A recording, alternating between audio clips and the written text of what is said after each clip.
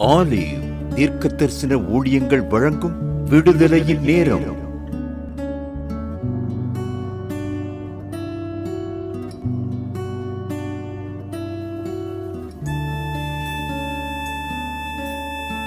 அன்பிற்குரியவர்களே, உங்கள் சபைகளில் கன்வென்ஷன் கூட்டங்கள், வாலிபர் கூடுகைகள், பெண்கள் பண்டிகைகள், எழுப்புதல் கூட்டங்கள் என அனைத்தையும் நடத்தி கொடுக்க எங்களை நீங்கள் அழைக்கலாம்.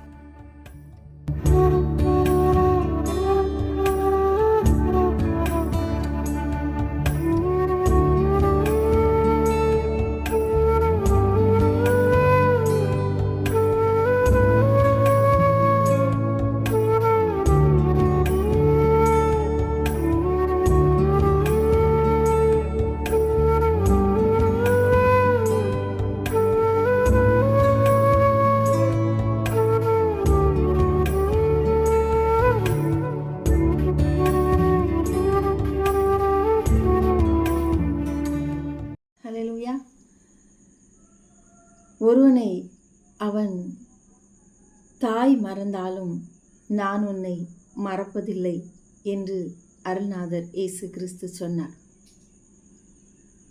நான் உங்களை திக்கற்றவர்களாக விடேன் என்று அருள்நாதர் இயேசு கிறிஸ்து சொன்னார். ஆபத்து காலத்தில் என்னை நோக்கி கூப்பிடு, நான் உன்னை விடுவிப்பேன், நீ என்னை மகிமைப்படுத்துவாய் என்று அருள்நாதர் இயேசு கிறிஸ்து சொன்னார். நானே மெய்யான ஒளி, நானே ஜீவ அப்பம், நானே நல்ல மேய்ப்பன். நல்ல மேய்ப்பன் ஆடுகளுக்காக தன் ஜீவனை கொடுக்கிறான் என்று சொன்னார். இவையெல்லாம் நான் ஏன் சொல்லிக் கொண்டிருக்கிறேன் தெரியுமா? இன்றைக்கு ஏன் நான் உயிரோடு இருக்க வேண்டும் என்று நினைத்து கொண்டிருக்கிறேன் அன்பு பிள்ளையே. உன்னை என் உள்ளங்கையில் வரைந்து வைத்திருக்கிறேன் என்று சொன்ன அருள்நாதர் இயேசு கிறிஸ்துவின் அந்த வார்த்தைகளை மறந்து போனாயா? ஏன் நீங்கள் மரிக்க வேண்டும்? ஏன் நீங்கள் சோர்வோடு தோல்வியோடு வாழ வேண்டும்? வெற்றி பெற்றவருடைய அருகில் நாம் இருக்கிறோமே, நாம் ஏன் இன்னும் மன வேதனைப்பட்டு கொண்டே இருக்க வேண்டும்? ஒரு நிமிடம் நம்மையே நாம் ஆராய்ச்சி செய்து பார்ப்போமா? இன்றைக்கு நான் கடன் என்கிற தோல்வியில் இருக்கிறேன், நான் குழந்தையின்மை என்கிற தோல்வியில் இருக்கிறேன், வேலையில்லை என்கிற தோல்வியில் இருக்கிறேன், ஒன்றுக்கும் உதவாதவள் என்ற தோல்வியில் இருக்கிறேன்,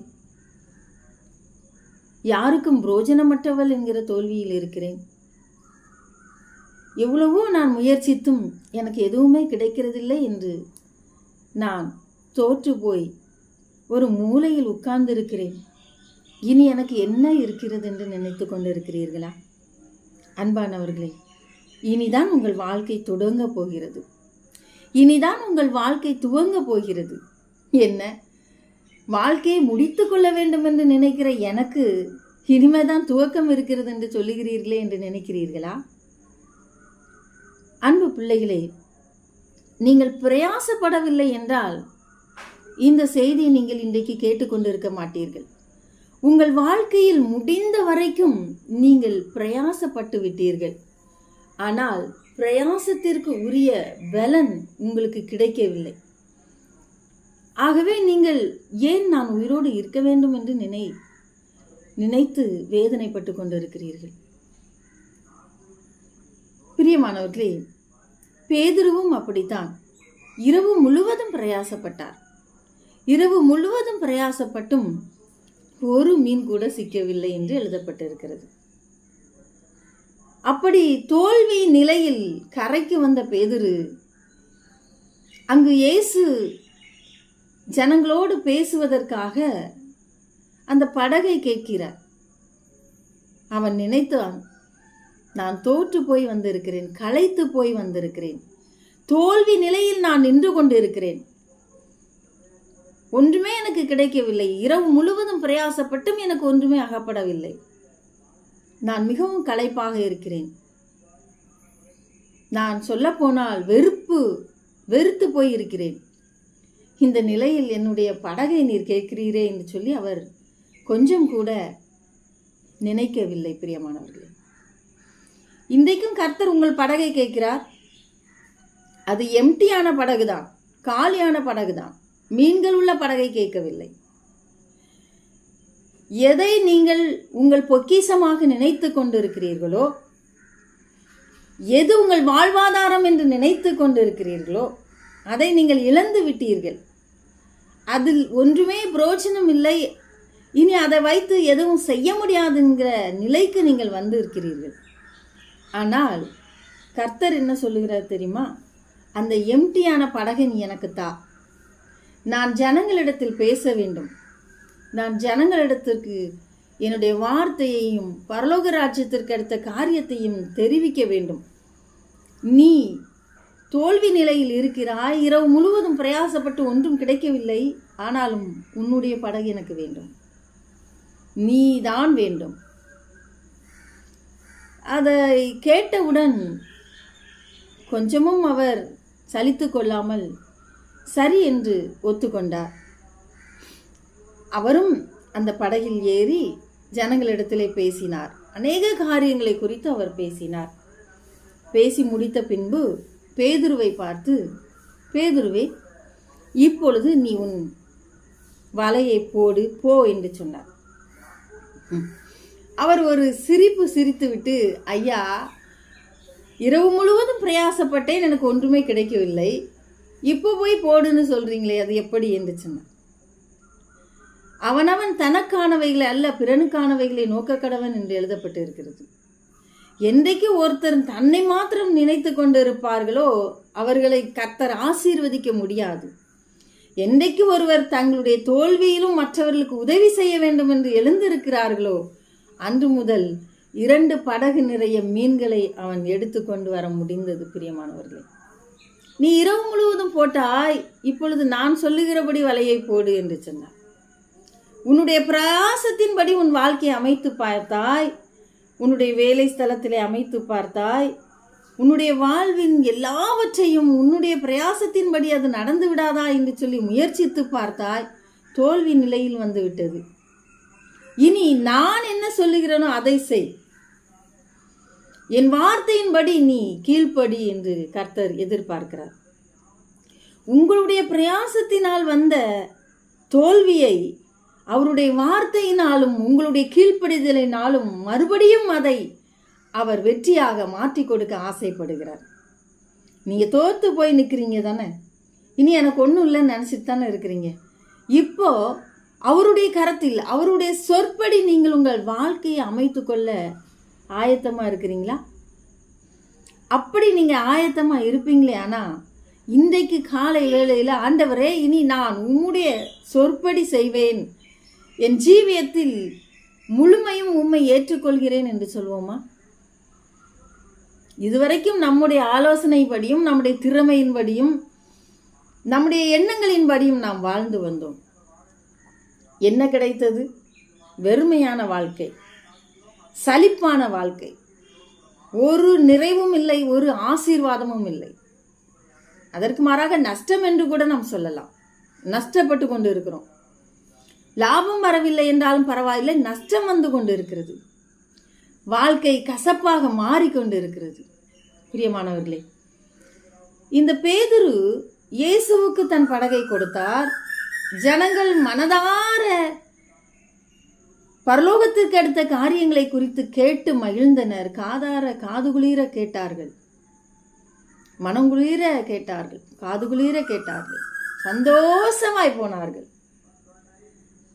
இன்றைக்கும் கூட உங்களுடைய வாழ்க்கையில் அருள்நாதர் இயேசு கிறிஸ்துவின் இந்த ரட்சிப்பு என்கிற சுவிசேஷத்தை மற்றவர்களுக்கு கொண்டு செல்ல முடியுமா?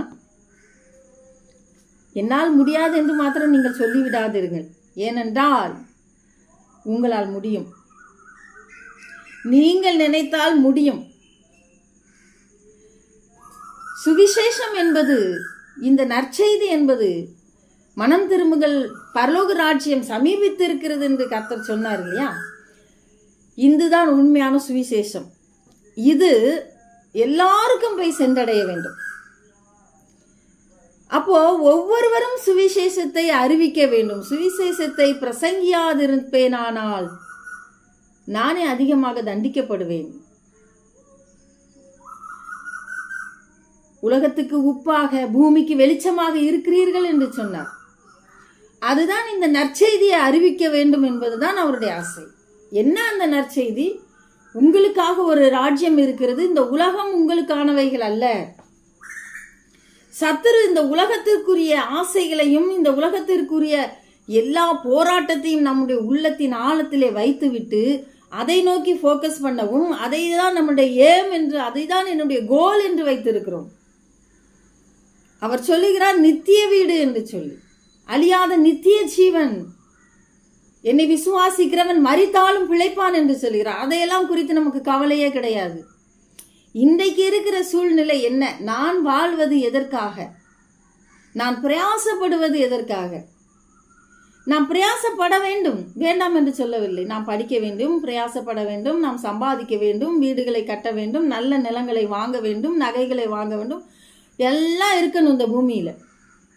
ஆனா அதே நேரத்திற்கு கர்த்தரை தேடுகிற அந்த உணர்வு உள்ளவர்களாகவும் நாம் இருக்க வேண்டும்.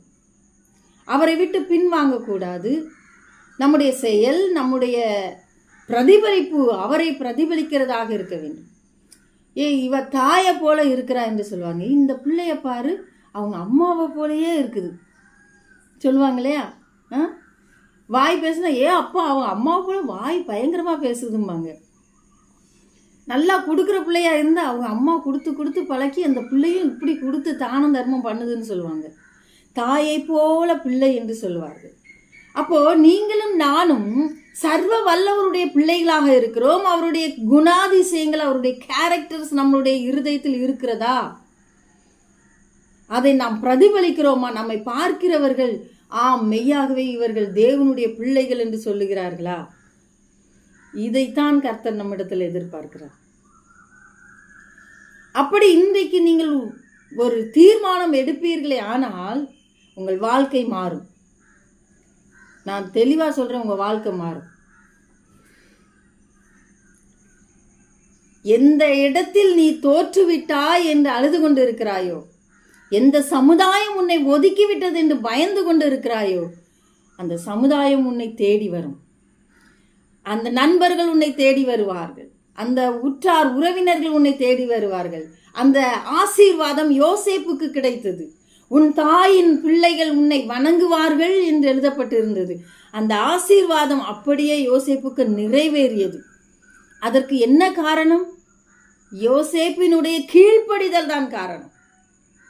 அவனுடைய நிலை, குழியில் தள்ளப்பட்டான், பயப்படவில்லை.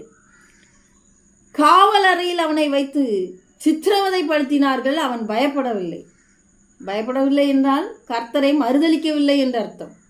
இன்னைக்கு நமக்கு ஏதாவது ஒரு சின்ன ஆபத்து அல்லது சின்ன தோல்வி வந்துடுச்சுன்னா நாம கர்த்தரை பார்த்து என்ன சொல்றோம்? நான் உண்மைதானே நம்பி இருந்தேன், உங்ககிட்ட தானே ஜெபம் பண்ணினேன், எனக்கு ஏன் இந்த தோல்வி, எனக்கு ஏன் இந்த நஷ்டம், எனக்கு ஏன் இந்த கஷ்டம்? அவரை விட்டு பின்வாங்கி விடுகிற ஒரு குணத்தை நாம் கொண்டு இருக்கிறோம் பிரியமானவர்களே. ஆனால் இந்த யோசேப்பு எல்லா நிலையிலும் அவரை தன் இருதயத்தை விட்டு நீங்கி போக செய்யவே இல்லை. கர்த்தரை என் முன்னே நிறுத்தி இருக்கிற அவர் எனக்கு போதும். நடந்தது. உன் தாயின் பிள்ளைகள் உன்னை வணங்குவார்கள் என்று சொன்ன அந்த வசனம் அப்படியே நிறைவேறியது. அவனுடைய அரிக்கட்டுகள் நின்றது. சூரியனும் சந்திரனும் 11 நட்சத்திரங்களும் அவனை வணங்கினார்கள் என்று அவன் கண்டு சொன்ன சொப்பனம் அவன் வாழ்க்கையில் நிறைவேறியது. ஆனால் உடனே நடந்துடல. பல சோதனைகள், பல வேதனைகள், பல துக்கம், துன்பம், துயரம் எல்லாவற்றையும் தாண்டி அவனுக்கு சிங்காசனம் கிடைத்தது பிரியமானவர்களே. அந்த சிங்காசனத்தில் அவன் உட்காரும் பொழுது பார்வோன் பார்த்து சொல்லுகிறான், என் ஜனங்கள் உன்னுடைய அனுமதி இல்லாமல் தங்கள் காலையோ தங்கள் கையையோ அசைக்கவே முடியாது என்று சொன்னான். அவனுடைய ஜனங்களையே அவன் அடிமைப்படுத்தினான், கீழ்ப்படுத்தினான். யோசேப்பின் தலையை உயர்த்தி வைத்தான். நான் இந்த சிங்காசனத்தில் ஒரு பேருக்கு தாண்டா உட்கார்ந்துட்டு இருக்கிறேன், ஆனா நீதான் எல்லாவற்றையும் ஆள போகிறாய் என்று சொன்னான். அன்பானவர்களே, இயேசு கிறிஸ்துவும் அப்படித்தான் தன்னையே தாழ்த்தினார். இன்றைக்கும் பரலோக ராஜ்யத்தில் அவர் எப்படி இருக்கிறார் என்று நீங்கள் என்றைக்காவது யோசித்து பார்த்திருக்கிறீர்களா? பரலோகத்திற்குள்ளே தங்கம் இருக்கும், வெள்ளி இருக்கும், பல வர்ண அங்கிகள் இருக்கும், அது இருக்கும், இது இருக்கும், வைரத்தில் கிரீடம் இருக்கும் என்றெல்லாம் ஆசைப்படுகிற நமக்கு அங்கு இயேசு எப்படி இருக்கிறார் என்று யோசிக்க தோணியதா? என்றைக்காவது ஏசப்பா நீங்க பரலோகத்துல எப்படி இருக்கீங்க, நான் உங்களை பார்க்கணும்னு கேட்டிருக்கிறீங்களா? இல்ல அவருடைய அந்த முகத்தை தான் பார்த்துருக்கிறீங்களா? இல்ல கற்பனையாவது பண்ணி இருக்கிறீங்களா பரலோகத்துல கர்த்தர் எப்படி இருக்கிறாருன்னு? நீங்களும் நானும் நினைத்து கொண்டு இருக்கிறபடி அவர் சிங்காசனத்துல வீட்டு இருக்கவில்லை. அவர் பெரிய ராஜாதி ராஜாவாக அங்கு உட்கார்ந்து கொண்டு இருக்கவில்லை. அவர் சிலுவையிலே அறையப்பட்டு இறக்கி விடப்பட்டவராக இப்பொழுதும் பிதாவினிடத்தில் நமக்காக பரிந்து பேசி கொண்டு இருக்கிறார். பிரியமானவர்களே, அது உங்களுக்கு தெரியுமா? ஒரு முறை அழகான ஒரு பரலோக காட்சி. நீ பரலோகத்துக்கு வராயா? நான் வரேன். யாருக்கு தான் பரலோகத்துக்கு வர்றது பிடிக்காது? சரி வா என்று சொன்னார். நானும் இயேசுவும் ஒன்றாக போய்கொண்டே இருக்கிறோம். திடீரென்று பார்த்தால் பரலோகத்தின் உள் என்ட்ரன்ஸ் வந்து விட்டது. உள்ளே நுழையணும்.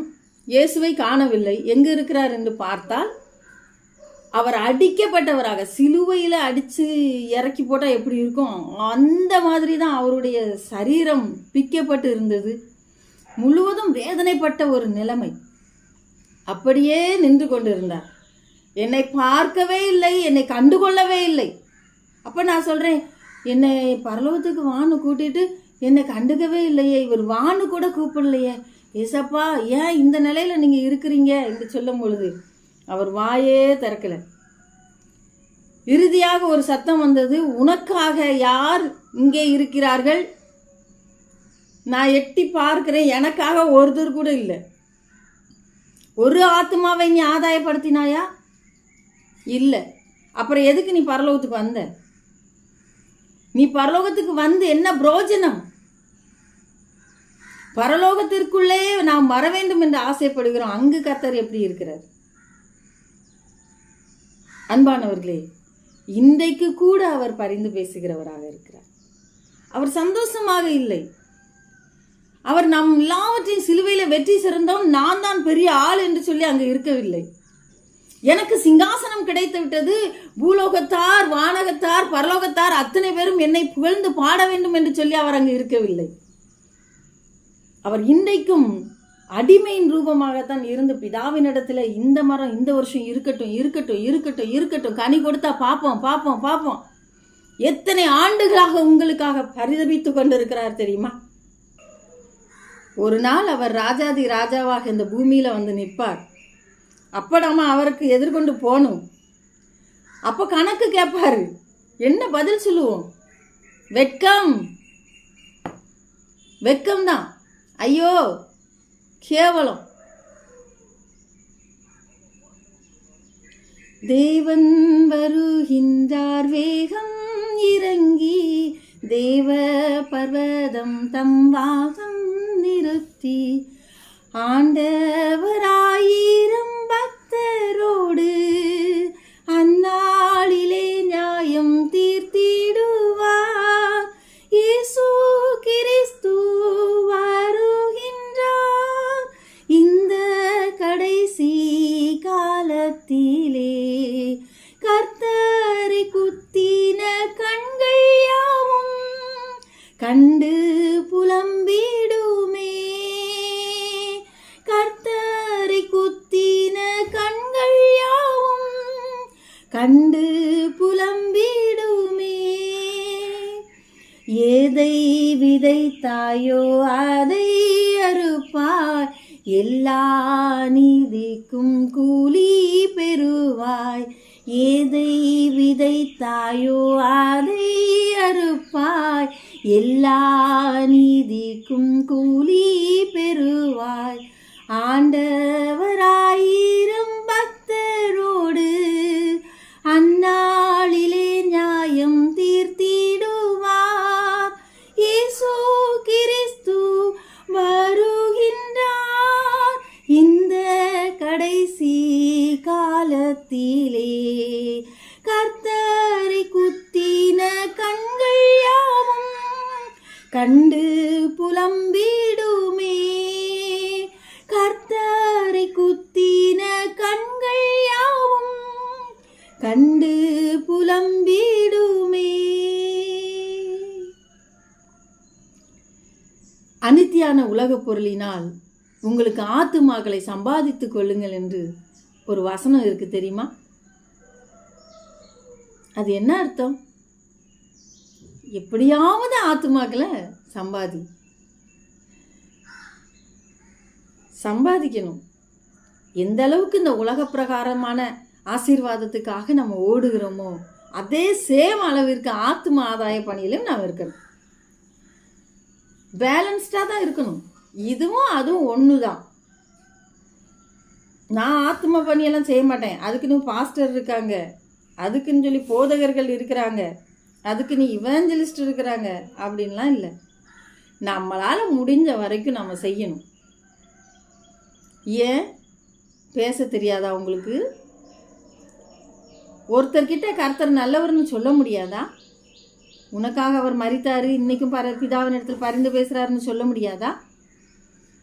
நீங்க சொல்லி பாருங்க. அவர் உங்களை ஆசீர்வதிக்கலைன்னா என்ன கேளுங்க. என் ஃபோன் நம்பர் இதில் தான் இருக்கு. கர்த்தர் என்னை ஆசீர்வதிக்கல, நான் இன்னும் அப்படியே தான் இருக்கேன். நீங்க சொன்னீங்க கர்த்தருக்கு முதலிடம் கொடுங்க, அவருக்கு கீழ்ப்படிங்க, அவருக்காக ஆத்தும ஆதாய பணியில செய்யுங்கன்னு சொன்னீங்க. நான் செஞ்சிட்டு இருக்கேன். ஆனா இன்னும் எனக்கு நிலை மாறல. நான் தைரியமா என்னை கேட்கலாம். ஏன்னா இதை சொல்ல சொன்னது அவர் தான், நான் இல்லை. இன்னைக்கு அநேகருடைய வாழ்க்கை வெறுமையா இருக்கு. அது நிரம்பணும்னா வேற வழி இல்லை. அவங்க நான் சொல்றபடி செய்ய சொல்லு, அவங்களுடைய வாழ்க்கையை எனக்கு தர சொல்லு, நான் மாற்றி கொடுக்குறேன், அவர்களை ஆசீர்வதிக்கிறேன். ஒரு படகு எடுத்தா பரவாயில்ல, அவன் கொடுத்தது ஒரு படகு, ஆனால் அவனுக்கு ஆசீர்வாதம் 2 மடங்கு. அன்பானவர்களே, இதைத்தான் நான் சொல்ல வரேன். அப்போ கர்த்தர் இந்த உலக பிரகாரமா நம்மளை ஆசீர்வதிக்கவே மாட்டாரா? நான் இப்படியே தான் அழுதுகிட்டு இருக்கணுமா அப்படின்னு நினைக்கிறீங்க. கிடையாது. நீ ஒரு படகை கொடுத்தா 2 படகு ஆசீர்வாதம் உங்களுக்கு வருகிறது. அதுவும் எதுக்கு தெரியுமா? இந்த கல்லின் மேல் என் சபையை கட்டுவேன், பாதாளத்தின் வாசலத்தை மேற்கொள்வதில்லை என்று அவனுக்கு ஆசீர்வாதம் கொடுப்பதற்காக. அதுவும் அங்கதான் எல்லாமே பரலோகத்துக்கு அடுத்த காரியம்தான், ஒண்ணுமே இந்த பூலோகத்துக்குரிய காரியம் இல்லை. அதையும் புரிஞ்சுக்கிடணும். என்னம்மா இது அப்படின்னு கேட்டா, ராயனுடையதை ராயனுக்கும் தேவனுடையதை தேவனுக்கும் கொடுங்கள்னு சொல்லப்பட்டிருக்கிறது. இன்னும் ஒரு ஸ்டெப்பு மேலே கேட்டால், முதலாவது தேவனுடைய ராஜ்யத்தையும் அவருடைய நீதியும் தேடுங்கள் என்று சொல்லப்பட்டிருக்கு. அப்போ முதலாவது அவருக்கு நாம் இடம் கொடுத்தால் இவைகள் எல்லாம் நமக்கு கூட கொடுக்கப்படும் என்பதுதான் என்னுடைய வாதம். இப்போ கூட நான் சொல்கிறேன், உங்களுக்கு ஒன்றும் குறைஞ்சி போகலை. உங்களுக்கு நல்ல திருமணம் நடக்கும், உங்களுக்கு நல்ல வேலை கிடைக்கும், நல்ல வீடு வாசல் உண்டாகும். மற்றவர்கள் பார்த்து மெய்யாவே கர்த்தர் உன்னிடத்தில் இருக்கிறாருன்னு சொல்கிற அளவுக்கு கர்த்தர் உங்களை உயர்த்த தான் போகிறாரு. அவர் என்ன கேட்குறாரு? நீ தோல்வி அடைஞ்சிட்டில்ல, அதை எனக்கு கொடு. இந்த தோல்வி நிலை மாறணும், அதுதான் அவருடைய ஆசை. நாம் ஜெபம் பண்ணுவோமா? ஒப்பு கொடுப்போமா? நாம் நம்முடைய ஆசீர்வாதத்தை இழந்து போகாதபடிக்கு அதை 2 மடங்கா நம்ம திரும்பி பெற்றுக்கொள்வோமா? அன்பின் பரலோக பிதாவே, உம்முடைய பிள்ளைகள் ஒவ்வொருவரையும் நீர் ஆசீர்வதிக்கிறதற்காக நன்றி. யோசேப்பை உயர்த்தினது போல இவர்களை உயர்த்துங்க. இன்றைக்கும் வியாதியோடு ஜெபித்து கொண்டிருக்கிற ஒவ்வொரு பிள்ளைகளை நான் பார்க்கிறேன். மிகுந்த பல்லு வலியோடு ஜெபித்து கொண்டு இருக்கிறார்கள். அவர்களுக்கு பல்லு வலி சரியாகட்டப்பா. காதுகளில் ஒரு பயங்கர இரைச்சல், இது எனக்கு மாறணும் என்று ஜெபித்து கொண்டு இருக்கிறார்கள். அது மாறட்டும் தகப்பனே. ஒரே தலைவலி, ஒற்றை தலைவலி, ஒரு நாள் கூட எனக்கு நிம்மதியாக இல்லை என்று நினைத்து கொண்டிருக்கிற பிள்ளைகளுக்கு அது மாறட்டும் அப்பா. ஒரே வயிற்று வலி, ஒரே நீர்க்கெடுப்பு, தேவையில்லாத சொல்ல முடியாத இடத்தில் அந்தரங்க உறுப்புகளில் இருக்கிற வேதனைகள் என்று சொல்லி யார் யார் இன்றைக்கு ஜெபித்து கொண்டிருக்கிறார்களோ அத்தனை பேருக்கு உம்முடைய கிருபை சூழ்ந்து வரும்படியாக நான் ஜெபிக்கிறேனப்பா. யார் யார் ஆஸ்பத்திரிகளிலும் வீடுகளிலையும் ஐயோ ஏன் இந்த வாழ்க்கை என்று அழுது கொண்டிருக்கிறார்களோ அவர்களுக்கு இப்பொழுதே ஒரு தெய்வீக சுகம் உண்டாவதாக இயேசுவின் நாமத்தில். அப்பா நீங்கள் தொடுங்கப்பா. உங்கள் கரம் ஒவ்வொருவரையும் தொட்டு கொண்டிருக்கிறதுக்காக நன்றி. உங்கள் கரம் தொட்டு கொண்டிருக்கிறது நன்றி அப்பா. ஒரு மனநிலை பாதிக்கப்பட்ட பிள்ளைக்காக ஜெபித்து கொண்டிருக்கிற ஒரு தாயார், கர்த்தருடைய கரம் உங்களை தொடுகிறது. உங்கள் குடும்பத்தில் இருக்கிற சாபத்தை கர்த்தன் மாற்றி போட்டு கொண்டு இருக்கிறார் அப்பா. ஒவ்வொருவரையும் நீங்கள் தொட்டு கொண்டிருக்கிறதுக்காக நன்றி நன்றி நன்றி நன்றி தகப்பனே, நன்றி தகப்பனே. வேலைக்காக தன் பிள்ளையினுடைய இறுதி கல்வியாண்டு நின்று விடக்கூடாது என்று ஜெபித்து கொண்டிருக்கிற ஒரு தாயார், கர்த்தருடைய கரம் உங்கள் பிள்ளைகளை தொடுகிறது. வேலைக்காக ஜெபித்து கொண்டிருக்கிற தாயார், கர்த்தருடைய கரம் உங்கள் பிள்ளைகளை தொடுகிறது. வெளிநாட்டில் இருக்கிற பிள்ளைகளுக்காக ஜெபித்து கொண்டிருக்கிற தாயார், உங்களுடைய நிலை மாற வேண்டுமே, எனக்கு வீடு கட்டப்பட வேண்டும், என் பிள்ளையினுடைய வாழ்க்கை கட்டப்பட வேண்டுமே என்று ஜெபித்து கொண்டிருக்கிற ஒவ்வொரு ஜெபத்தையும் கர்த்தர் கேட்டுக்கொண்டிருக்கிறார். குழந்தை பாக்கியம் இல்லையே என்று ஜெபித்து கொண்டிருக்கிற என் அன்பு பிள்ளைகளுக்கு கர்த்தருடைய கரம் இறங்கி வந்து தொட்டு இந்த மாதத்தில் அந்த அற்புதம் நடந்து கொண்டு இருக்கிறது. வீட்டுக்குள்ள ஒரே சண்டை, பிரச்சனை, போராட்டம் என்று அழுது கொண்டிருக்கிற அன்பு பிள்ளையை கர்த்தருடைய கரம் சமாதானத்தை இன்றைக்கு உனக்கு தந்து கொண்டு இருக்கிறது. ஒரு நல்ல ஒரு கணவராக என் கணவர் மாற வேண்டும், இந்த குடி பழக்கம் மாற வேண்டும் என்று அழுது கொண்டிருக்கிற என் அன்பு பிள்ளைகளை கர்த்தருடைய கரம் உங்களை தொட்டு கொண்டு இருக்கிறது. இன்றைக்கு உங்கள் கணவர் மாறுகிறார், சூழ்நிலை மாறிக்கொண்டு இருக்கிறது. கடனால் வேதனைப்பட்டு கொண்டு என்னைக்கு இந்த கடனை வாங்கணும்னு அன்னையிலேருந்து நிம்மதி போச்சு என்று அழுது கொண்டிருக்கிற ஒவ்வொருவரையும் கர்த்தருடைய கரம் தொடுகிறது. உங்களுக்கான ஒரு வாசலை கர்த்தர் திறக்கிறார். இன்றோடு உங்கள் பிரச்சனை போராட்டத்துக்கு முடிவு வந்தது. பிரியமானவர்களே, உங்களை தேவன் நேசிக்கிறார், உங்களை தேவன் நேசிக்கிறார், உங்களை தேவன் நேசிக்கிறார். இன்று முதல் ஆசீர்வாதமாக இருக்குது. எல்லா சாபத்தையும் நீக்கி ஜெபிக்கிறேன். பொல்லாத அசுத்தாவிய இயேசுவின் நாமத்தினால, அவருடைய ரத்தத்தினால அந்த வீட்டை விட்டு வெளியே போ. வேலை பார்க்குற இடத்துல என்னை நிம்மதியாக வேலை பார்க்க விட இல்லை, என்னை வேதனைப்படுத்தி பேசுகிறார்கள், கிண்டல் பண்ணுகிறார், நக்கல் பண்ணுகிறார், அதிகாரம் பண்ணுகிறார்கள் என்று சொல்லி அழுது கொண்டிருக்கிற பிள்ளைகளை பார்க்கிறேன். தேவனுடைய கரம் உங்களை தொடுகிறது. பிள்ளைகளை, இதோடு முடிந்தது, இதோடு முடிந்தது. யார் உங்களுக்கு விரோதமாக எழுந்தார்களோ அவர்களுக்கு மேலே உங்களை கர்த்தர் உயர்த்தி வைக்க போகிறார். தேவனுடைய கரம் அதை செய்ய போகிறது. நன்றி பரிசுத்த ஆவியானவரே. இழந்த எல்லாவற்றையும் திரும்ப கொடுங்க. ஒரு பெரிய தொழிலில் இருந்து பெரிய நஷ்டத்தை நான் ஏற்படுத்திட்டு இன்றைக்கி எனக்கு என்ன செய்யன்னு தெரியாமல் அழுது கொண்டிருக்கிற அன்பு பிள்ளையை கர்த்தர் பார்க்கிறார். ஒரு பெரிய விடுதலை உங்களுக்கு வந்து கொண்டிருக்கிறது. கர்த்தருடைய கரம் உங்களை தொடுகிறது. நன்றி தகப்பனே. ஒவ்வொருவரையும் தொட்டதுக்காய் ஸ்தோத்திரம், ஆசீர்வதித்ததுக்காய் ஸ்தோத்திரம். உம்முடைய கரத்திற்குள்ளே ஒப்பு கொடுக்குறோம். இயேசுவின் நாமத்தில் ஜெபிக்கிறோம் நல்ல பிதாவே, ஆமேன். ஹல்லேலூயா. அன்பானவர்களே, தொடர்ந்து உங்களுக்கான ஜெபங்கள் ஏறெடுக்கப்பட்டு கொண்டே இருக்கிறது. உங்களுடைய ஜெப விண்ணப்பங்களை எனக்கு தெரியப்படுத்துங்கள். நாங்கள் தொடர்ந்து உங்களுக்காக ஜெபிக்க இருக்கிறோம். கவலைப்படாதீங்க. அநேக சாட்சிகளும் நீங்கள் சொல்லிக்கிட்டே இருக்கிறீங்க. உங்கள் சாட்சிகளுக்காக கர்த்தரை நான் ஸ்தோத்தரிக்கிறேன், நன்றி செலுத்துகிறேன். தொடர்ந்து என்னோடு தொடர்பு கொள்ளுங்கள். நாம் இணைந்து ஜெபித்து இந்த ஆசீர்வாதத்தை பெற்றுக்கொள்வோம். சாபத்தை நீக்கி ஆசீர்வாதமாக இருக்க வேண்டும் என்பதற்காகவே இந்த உபவாச ஜெபம் நடந்து கொண்டு இருக்கிறது. சத்ருவின் பிடியிலிருந்து உங்களையும் உங்கள் பிள்ளைகளையும் காப்பாற்றுங்கள். கர்த்தர் உங்களை ஆசீர்வதிப்பார். தினம்தோறும் உங்களுக்காக ஜெபம் ஏறெடுக்கப்படுகிறது என்பதை மறந்து போக வேண்டாம். ஆமேன். அல்லேலூயா.